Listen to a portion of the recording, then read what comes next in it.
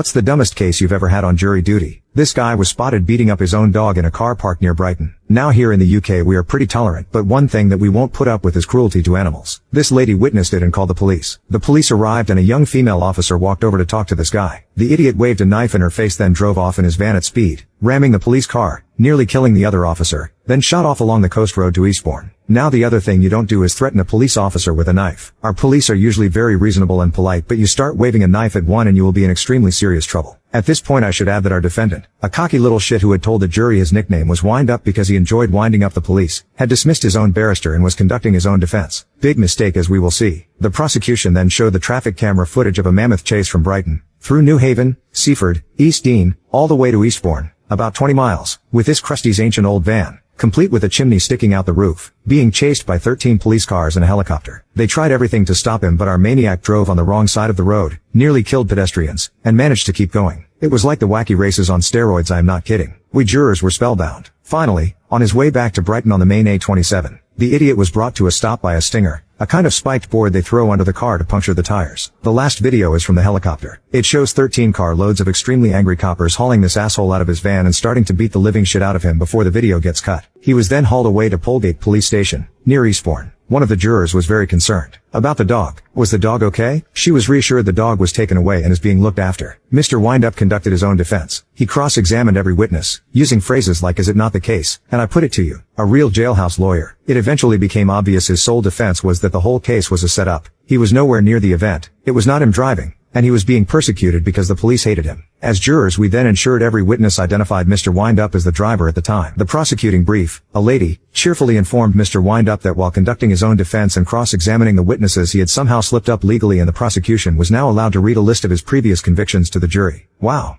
This is usually never permitted as it could prejudice a fair trial. Mr. Windup's previous convictions read like the script from a slasher movie. Drug dealing, assault, grievous bodily harm, malicious wounding, assault with a deadly weapon. The list went on and on and on. Not a nice chap, Mr. Windup. He sat there glowering. Not such a clever chap after all, are we?